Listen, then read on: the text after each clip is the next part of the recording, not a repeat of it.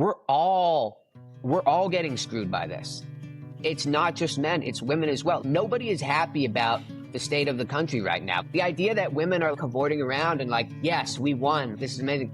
No. And that just, again, gets to the idea that like people don't talk to each other as much, because I feel like having meaningful platonic friendships with women would demystify a lot of this stuff. And I think vice versa. I think women having meaningful platonic friendships with men would demystify a lot of this stuff. And I think some of the growing gender divide just speaks to the way, again, we're on our phones more, we're consuming things through a more fragmented, polarized lens. You don't really know the other side.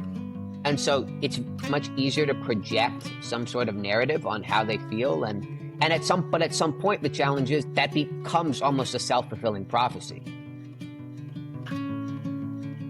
Well, Daryl, I'm so excited to have you on the Masking Tapes, the podcast where we talk about all things 21st century masculinity, manhood, the gender divide, etc.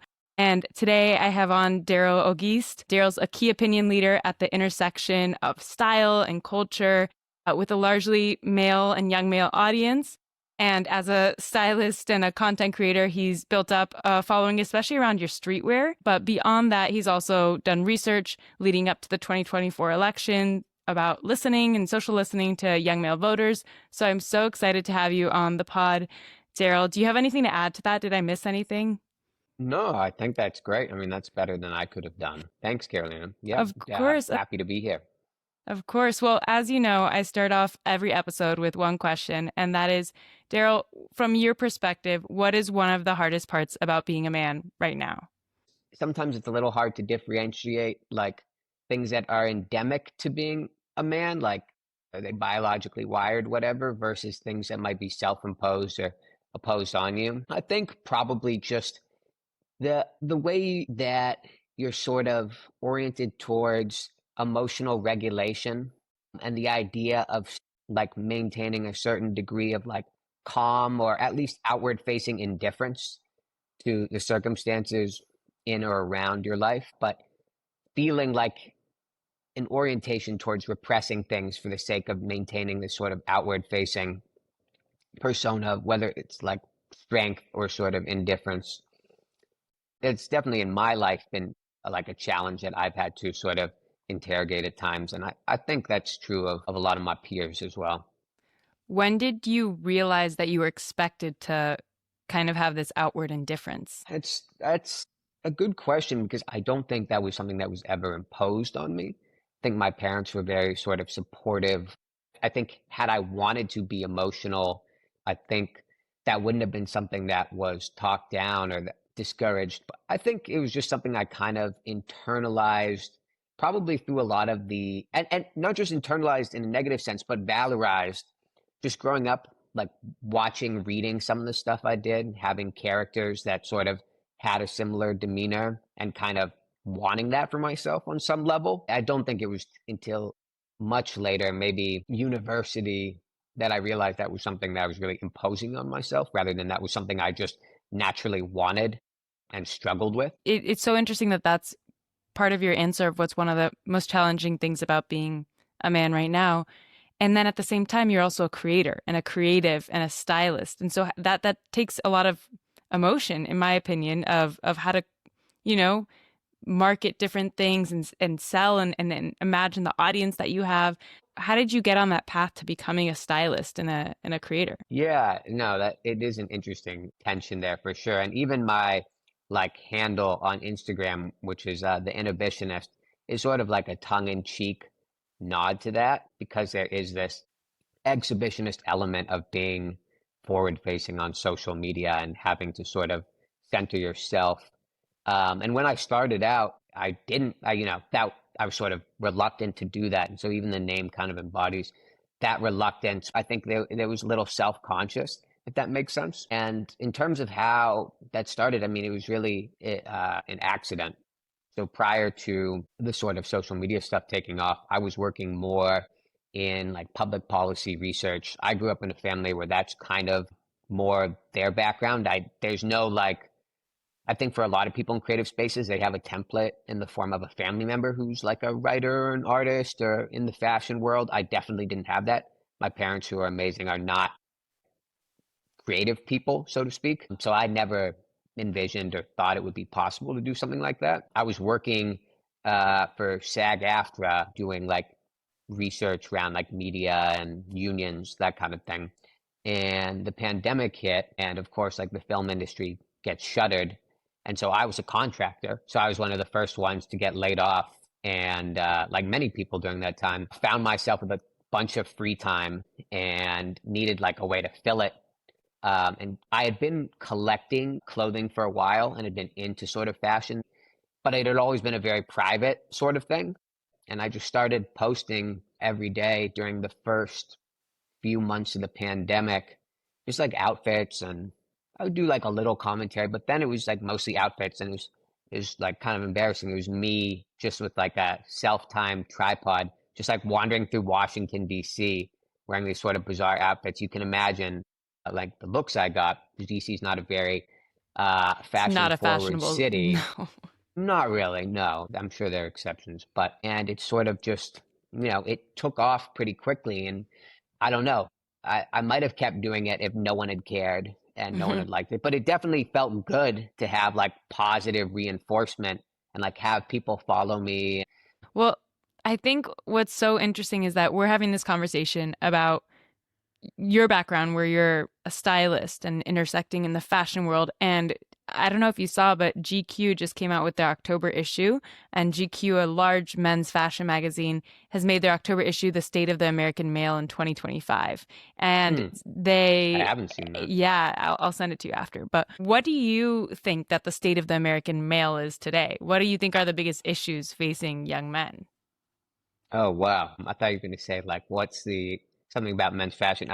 Okay.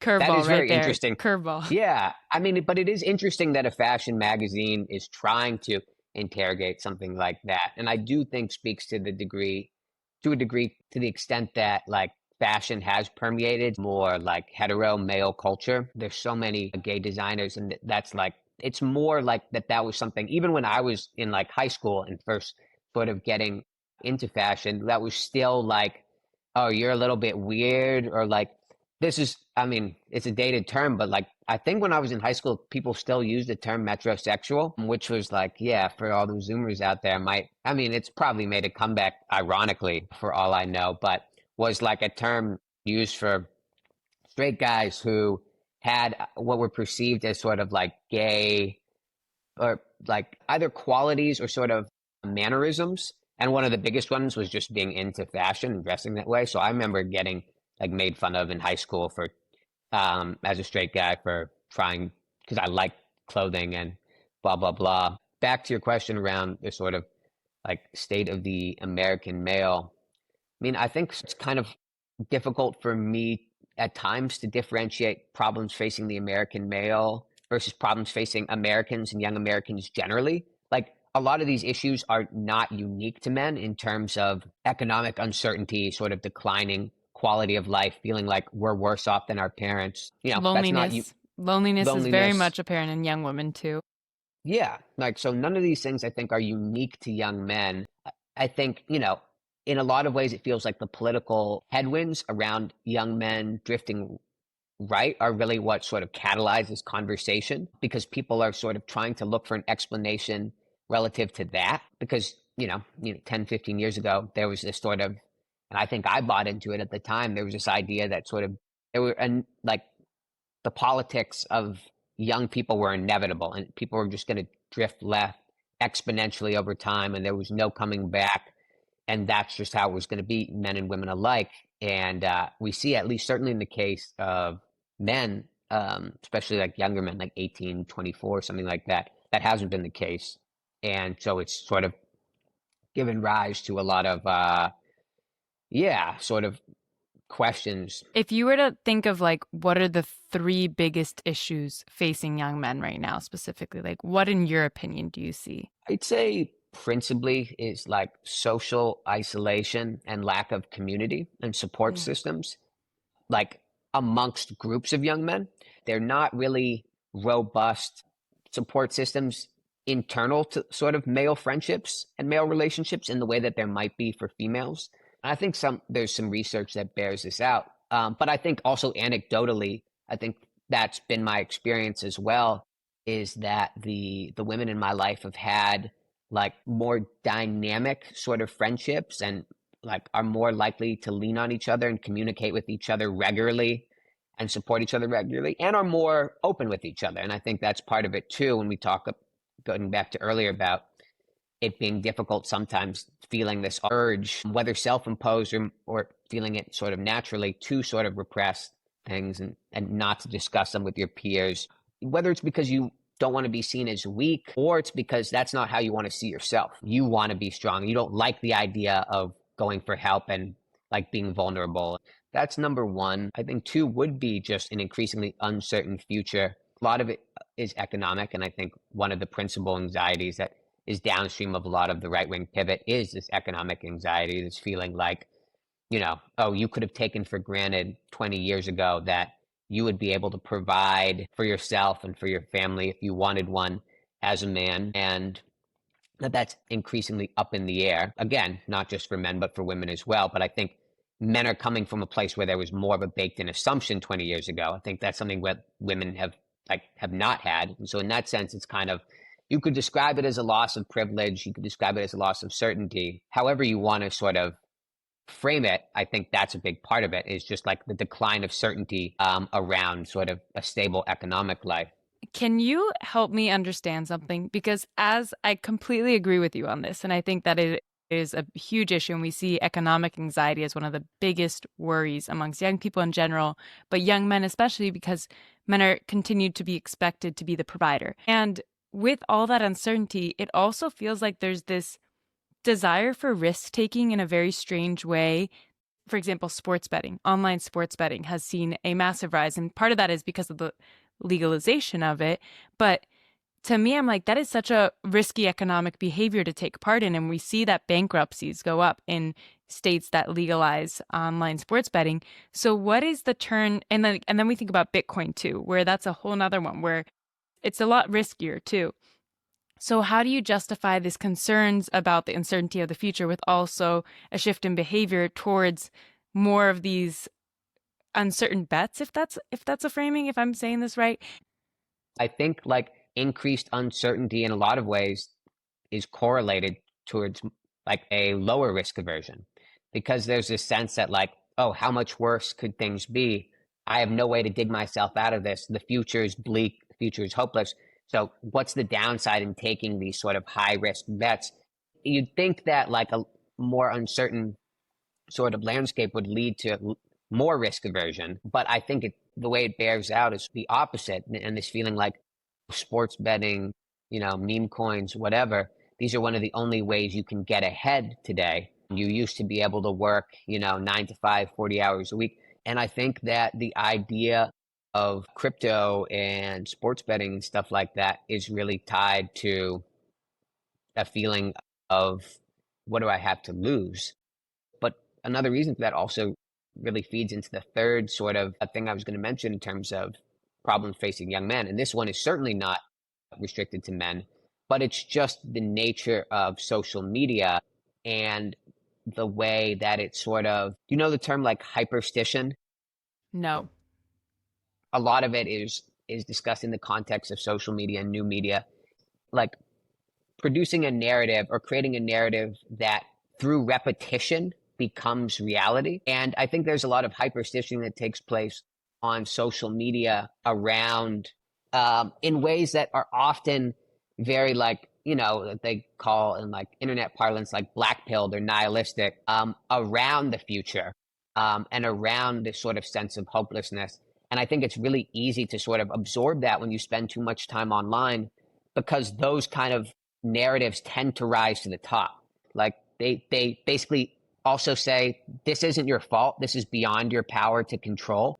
I feel like the internet's just constantly rage baiting us. Like, because that anger gets attention, our attention is currency. And so we're continuing. And I think this week, especially, we're recording this the week that Charlie Kirk was assassinated. Like this moment, it has sent people down rabbit holes in their own echo chambers in a way that is so wildly dangerous, but is also emblematic of where we've gotten to, where the social media apparatus around us is funneling information at us that will constantly fill us with anger because that's what will keep coming back to, like, will keep dragging us back to these platforms too.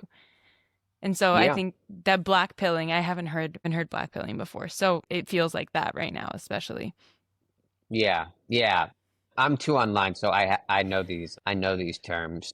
But it's also notable that like the Charlie Kirk assassin, and I think like most of the recent sort of high profile mass shootings that have taken place, there've been people who are like deep on Discord or these sort of decentralized, murky sort of online forums, and who really like, and you know, again, not to use the parlance of our times, but are just exposed to so much sort of online brain rot and nihilism. I think nihilism is like one of the big through lines, whether it's left wing or right wing. There's just nihilism in a sense of hopelessness and a feeling that nothing's going to get better. And again, I think that's like a sort of potent thing to sell people because it takes away it absolves them in a weird way of responsibility or the set or agency is in some ways a better term for it, but you could also see it as absolving people of responsibility and that none of this is your fault. You can't do anything.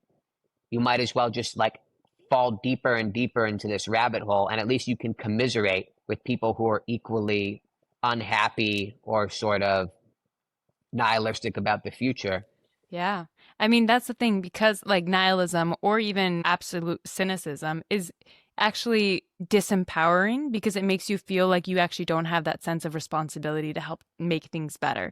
And it's kind of like washing your hands clean of any impetus that would make you feel like you had to be a part of the solution if you were just expecting that things were only ever going to get worse no matter what you did. And so it's hard to stay in that realm of like, okay, how do I stay skeptical but not cynical about these realities right now? And the second we turn to that nihilism or cynicism, we're only going to keep going down darker paths if we keep expecting the worst too, which is, Yeah. it's tough in this moment. It's really tough.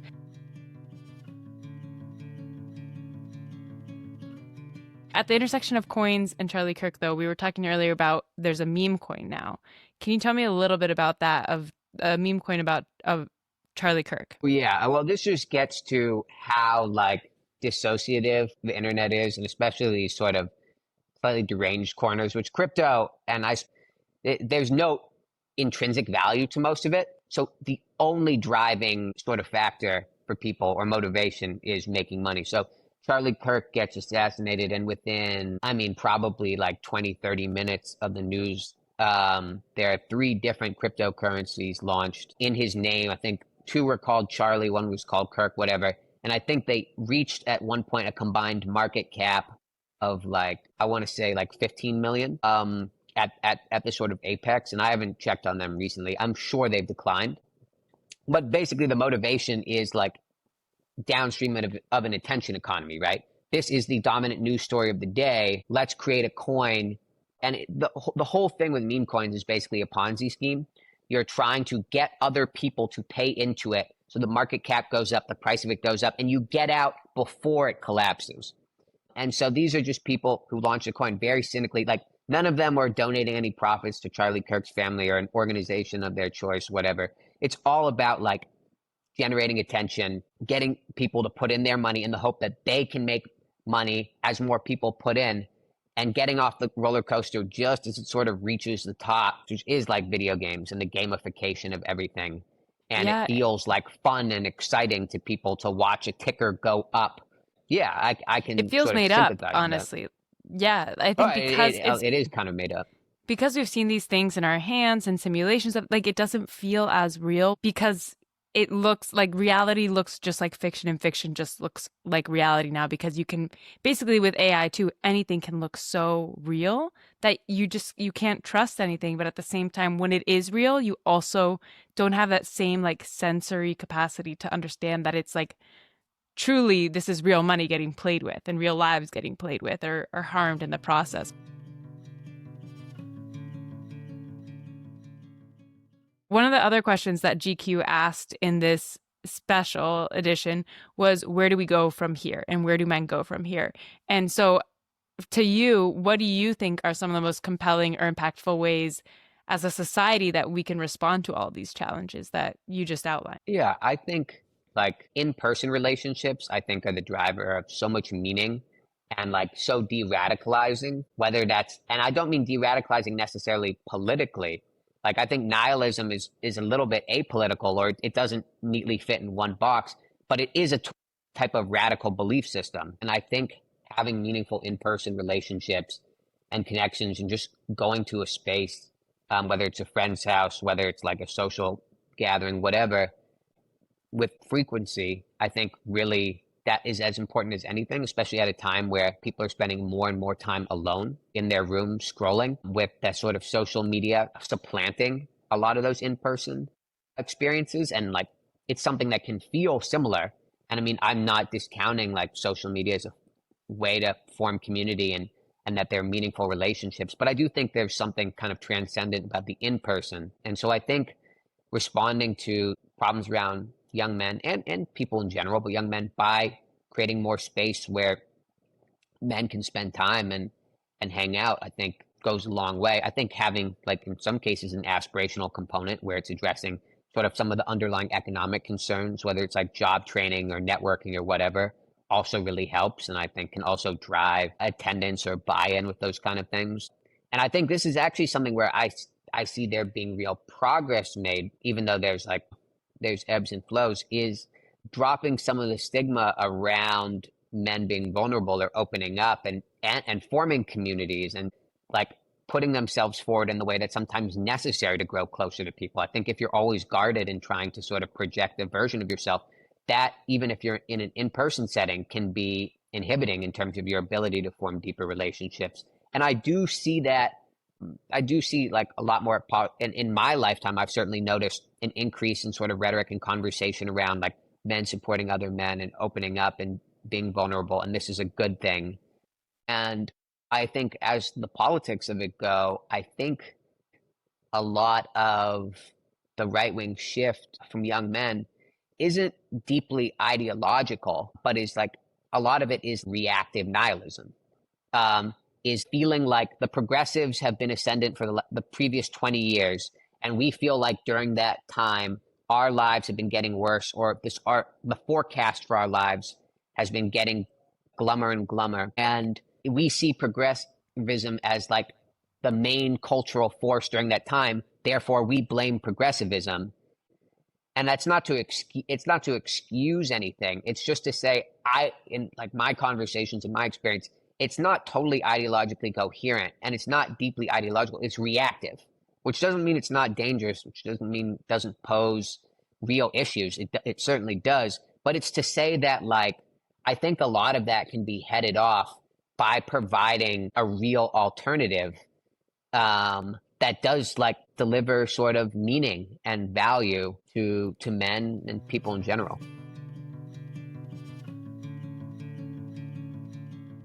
In Equimundo's report recently, they found that 18 to 23-year-olds are least likely to agree that feminism has made America a better place, where you would think that younger people would be moving more towards the progressive side. I think it shows us how much of a shift has happened from when we were looking at the ways that millennials were stepping into care and different forms of vulnerability, as you were saying, versus where we're at right now with Gen Alpha and Gen Z too. Yeah, definitely. And I think it also shows how reactive this moment is in a lot of ways, and like not really coherent.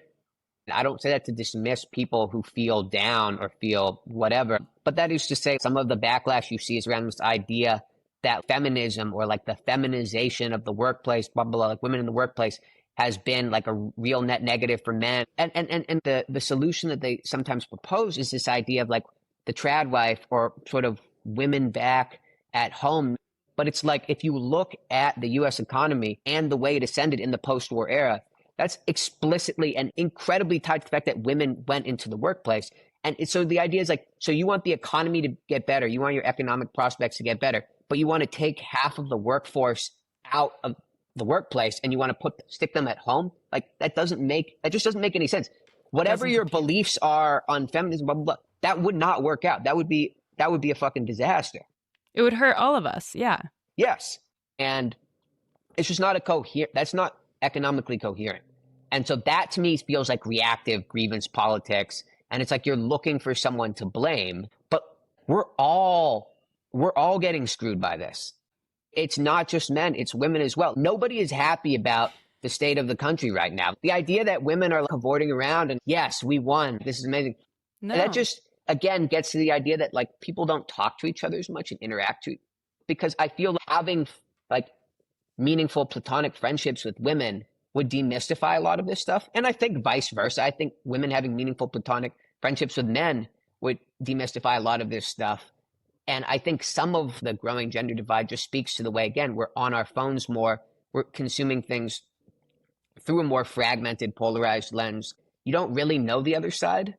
And so it's when you don't really know them personally, it's much easier to project some sort of narrative on how they feel. And at some point, the challenge is that becomes almost a self-fulfilling prophecy. Yeah.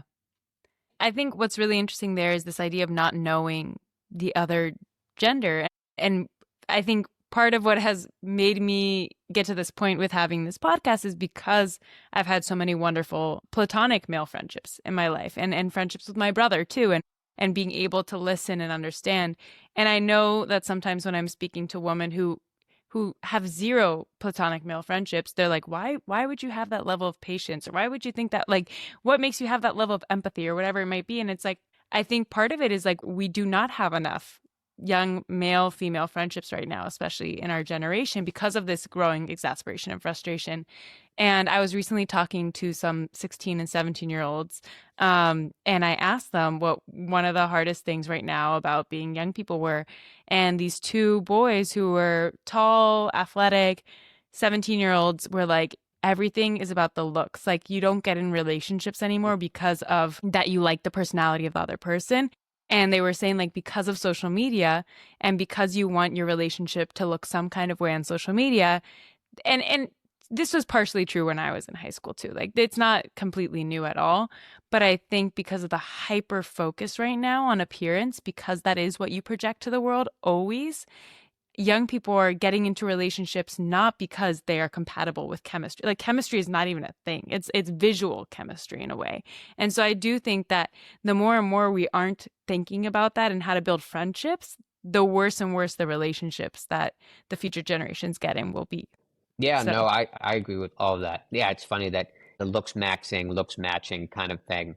Yeah, it's very yeah. interesting, which I mean, my experience when I was dating with women and stuff like that was not necessary. I mean, looks mattered, but it's funny to hear like guys, like young men on social media being like, yeah, 6 feet tall, six pack, six figures. Otherwise, you're never going to find a girlfriend. It's kind of, I mean, yeah, Have you that's watched The just not Materialists? true. No. Okay, you should watch it. It's a new movie with Dakota Johnson and Pedro Pascal, and the premise is of this woman who's a matchmaker and in like high society New York City. But the whole conundrum is whether she goes for the guy who went and got the surgery to get 6 inches added to him by like breaking his bones and Oh, became like a wow, that's a unicorn lot. by that. I know, right? Or the guy that she actually loves and has chemistry with but is broke. And I think that that's kind of emblematic a little bit of the challenge people are having right now, and especially young women, of like, do you, with so much economic anxiety, do you go for a partner who might be financially stable but does not have personality or emotion or emotional intelligence? Or do you go for one that you do have chemistry with but that might be struggling financially right now? And like, how do you detach the focus on provider status and think about like partnership right now amidst so much economic uncertainty? Yeah, So we'll see. yeah. But they were showing me like TikToks, these two young men, and they were like, "Do you think this guy's attractive? Like, we're trying to look like him." And I was like, "What? Like, this is so like it was That's such a so interesting. mm-hmm.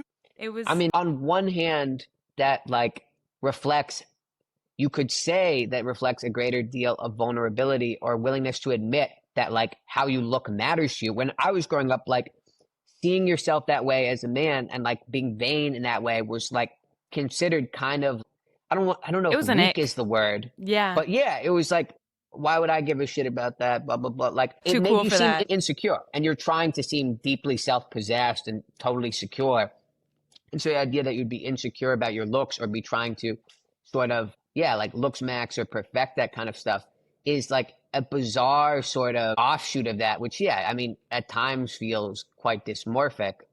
but it's also, again, just getting this hyperstitioning thing, like it's something that can start as kind of ridiculous and fantastical, but at some point do people start to believe that that's actually true and start to talk themselves into wanting it and feeling like it's necessary, both men and women alike. That's the part where I don't know. But so I think social media is a very powerful, like, reinforcer of that kind of stuff.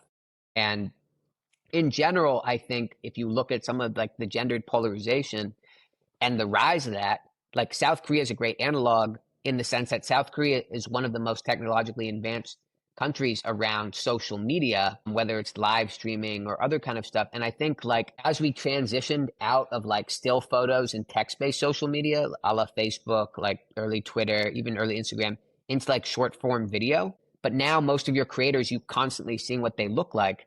And I think there's a certain extent to which that self-selects for people who look like you, meaning for women, other women, or you have a more aspirational component.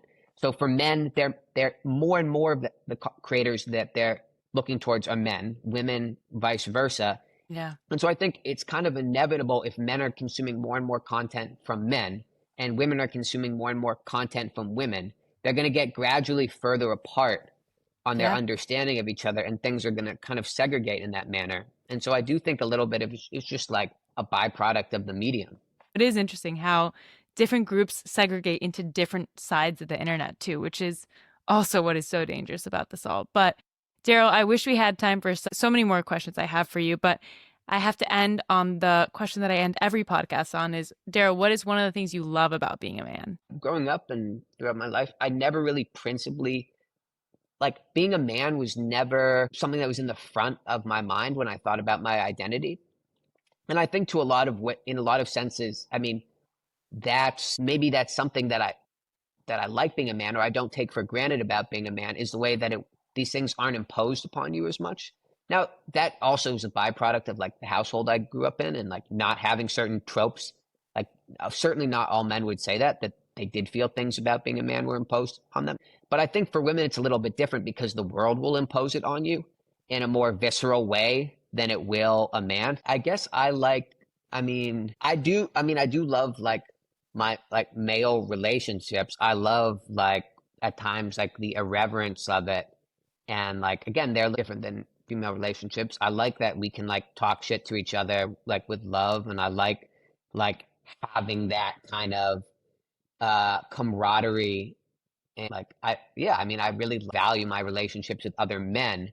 And I think it's just gonna, it's not always true, but I think for a lot of women, those relationships are going to be fundamentally different. So I'm grateful I appreciate being a man with other close male friends and That's like wonderful. getting to enjoy those. Yeah. And they are special to me. And they're hard to build. Yeah, they are. And I mean, I'm fortunate that a lot of my people I went to public school. And so a lot of the people I went to like elementary school and middle school, I'm still quite close with. I think for most people, it's like the people that they went to university with. Mm-hmm. But I grew up with deep friendships and at a time where we still all lived in a, 5, 10, 20 square block radius and could walk over to each other's houses and spend a lot of time together during our most formative years. And I guess, that's sort of what I love about being a man. Well, thank you so much, Daryl, for your time and insights and energy and all that you bring to this podcast. And we'll have to make sure to follow and link your Instagram in the description of this podcast. And make sure to follow maskingtapes.pod on Instagram. Find us on YouTube. Find us on Substack, wherever you listen to your podcast. And I am your host, Carolina Hidalgo-McCabe. Until next time, thank you so much.